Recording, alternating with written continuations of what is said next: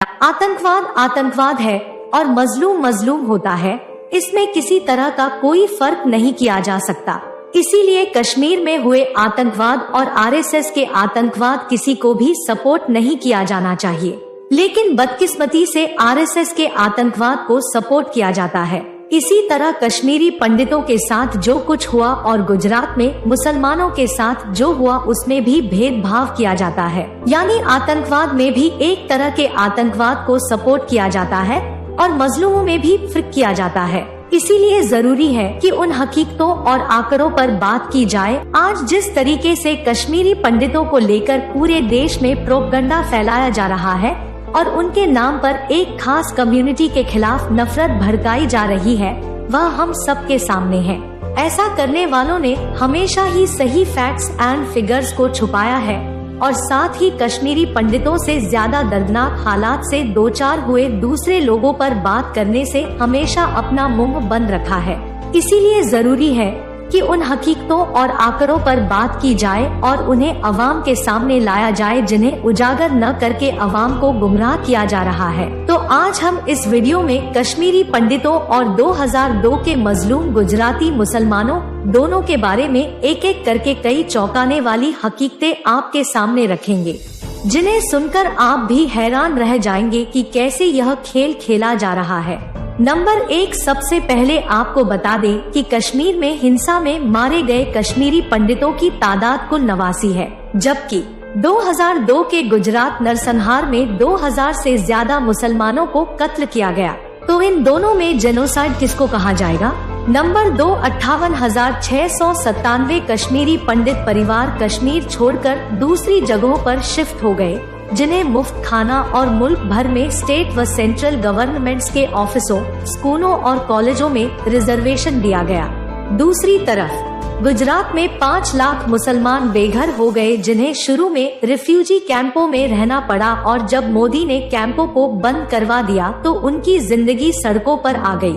Number 3, 2011 तक ब्राह्मण कश्मीरी पंडित परिवारों के रिहेबिलिटेशन के लिए 1618 करोड़ रुपए खर्च कर दिए गए, जबकि गुजरात 2002 में खाकी चड्ढीधारी आतंकवादियों के जरिए जलाए गए गुजराती मुसलमानों के हर घर के लिए 500 रुपए, जी हाँ सिर्फ 500 रुपए दिए गए। नंबर 4, सरकारी नौकरी करने वाले कश्मीरी पंडित 20 साल से ज्यादा वक्त से साउथ दिल्ली में बिना किराया दिए महंगे सरकारी घरों में रह रहे हैं, जबकि गुजरात के मुसलमानों को कीमत से ज्यादा पैसा देकर भी किराए पर या खरीदकर कोई घर नहीं मिल रहा है।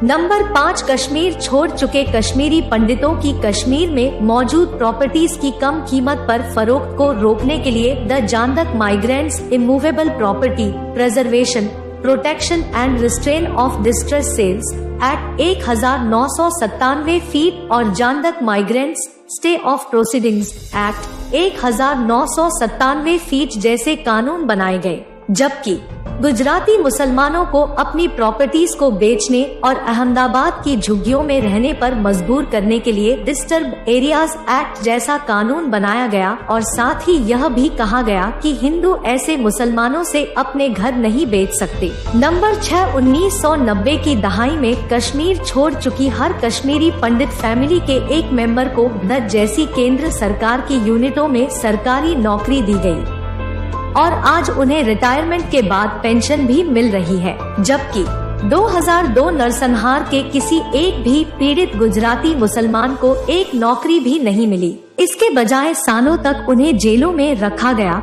और फर्जी एनकाउंटरों में मारा जाता रहा। नंबर 7, 1990 की दहाई के बाद से अक्सर राज्य सरकारों ने कश्मीरी पंडित रिफ्यूजीज के लिए प्रोफेशन कॉलेजों में सीटें रिजर्व कर दी, जबकि 2002 नरसंहार के बाद से स्कूलों में गुजराती मुसलमानों को भेदभाव का सामना करना पड़ा।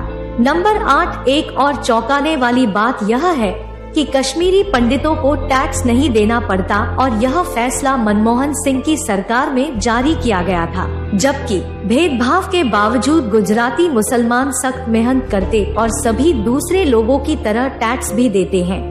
यह तमाम बातें सरकारी आंकड़ों के मुताबिक आपके सामने रखी गई हैं। इन्हें देखकर कोई भी समझ सकता है कि कश्मीरी पंडितों का दर्द ज्यादा है या दूसरी कम्युनिटी का, जिनके साथ सिर्फ यह एक वाकया नहीं बल्कि इस जैसे कई वाकयात गुजरे हैं।